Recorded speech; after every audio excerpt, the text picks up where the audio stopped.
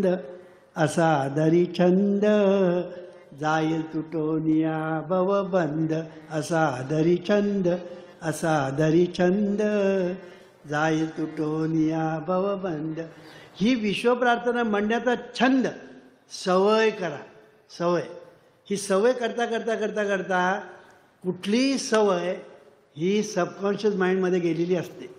म्हणून तुमची विश्वप्रार्थना जेव्हा अंतर्मनात जाईल आणि तिथे मूळ धरील तेव्हा तुमचं कोट कल्याण झालंच म्हणून समजा. तुम्ही म्हणाल का? त्याचं कारण आहे की जी गोष्ट अंतर्मनाने पकडली ती गोष्ट अंतर्मन तुमच्या जीवनामध्ये साकार केल्याशिवाय राहत नाही. हे गुपित आहे. हे गुपित तुम्हाला आतापर्यंत कोणी सांगितलेलं नसणार. हे गुपित फक्त वामनरावच सांगणार. म्हणून बहिर्मनामध्ये बहिर्मनामध्ये विश्वप्रार्थना सतत म्हणण्याची सवय करा. छंद घ्या. प्रयत्न करा. प्रॅक्टिस करा. पण कधी उद्योगधंदे सोडून नाही. रिकामपणी तुम्हाला रिकामपणी मिळालं ना त्याचा उपयोग विश्वप्रार्थना आहे. म्हणून मी काय सांगतो की ही विश्वप्रार्थना दिवसातून 1000 वेळा म्हणण्याचा टार्गेट ठेवा. उगीच तिकडे तिकडे टार्गेटपणा करण्यापेक्षा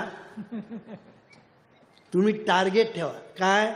मी दिवसाला 1000 वेळा विश्वप्रार्थना म्हणेन. आणि म्हणेन नुसतं नाही, म्हणणारच. नुसतं म्हणणारच नाही, म्हटलीच म्हणून समजा. आमच्याकडे 1000च्या वर म्हणणारे लोक आहेत. कळलं की नाही? 2000, 2500 असे म्हणणारे आहेत. तर 1000 म्हणणं कठीण नाही. फक्त तुम्ही मनाचा हिया केला पाहिजे. आणि ही तुम्ही एकदा सवय लावली मग सवय होणार. याने होतं काय? सवय होते. हे ईश्वरा सर्वांना चांगली बुद्धी दे, आरोग्य दे, सर्वांना सुखात आनंदात आहे. हे सवय होते. आणि तुम्ही म्हणाल बाबा वामनराव ही आम्ही एकाग्र चित्ताने म्हटली पाहिजे असं आहे का? आमचं मन इकडे तिकडे जातं विश्वप्रार्थना म्हणताना, तर चालेल का? चालेल. कारण शेवटी ही विश्वप्रार्थना तुम्ही म्हणता म्हणजे कोण म्हणतं? तुमचे पिताश्री. ही विश्वप्रार्थना कोण म्हणतं? कोण म्हणतं? ती बाहेरून येते का आतून येते? आतून येते. मग आतून जी प्रार्थना येते ती म्हणतो कोण? तो म्हणतो.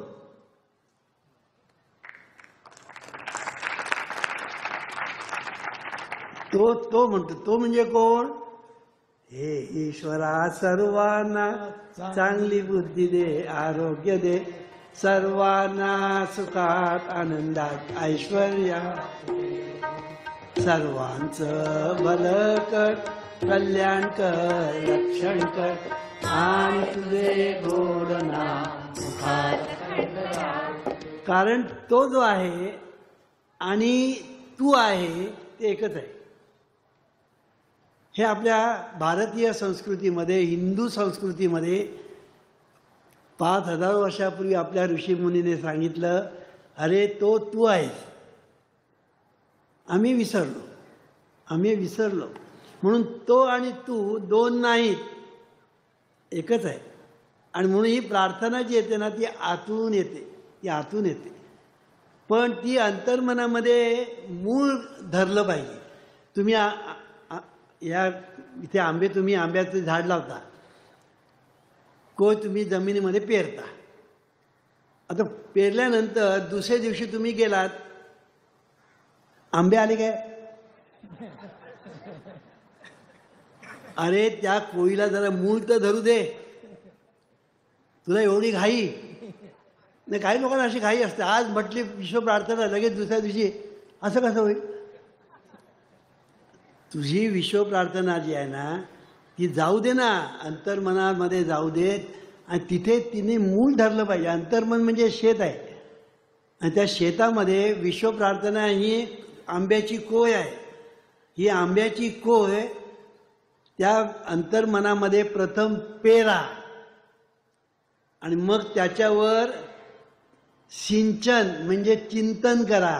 म्हणजे पुन्हा पुन्हा ते म्हणा. नंतर त्याला खत पाहिजे की नाही. प्रयत्न हे खत, हे प्रयत्नरूपी खत घाला. असं प्रयत्नाचं खत आणि चिंतनाचं सिंचन असं केलं की ती आंब्याची कोय म्हणजे विश्वप्रार्थनेची कोय अंतर्मनामध्ये मूळ धरी. मग त्याला अंकुर येईल, मग त्याला बुंधा येईल, मग त्याला पाने येतील, मग त्याला मोर येईल, मग त्याला आंबे येतील. कधी तुम्ही जर थोडा प्रयत्न केलात तर. म्हणून जमीन, मी कालच सांगितलं, जमीन म्हणजे सोन्याची खाण. जमीन म्हणजे सोन्याची खाण. ती तुम्हाला आईसारखी आहे, किंबहुना आईपेक्षा अधिक आहे. ती तुम्हाला खूप काही देणारी आहे.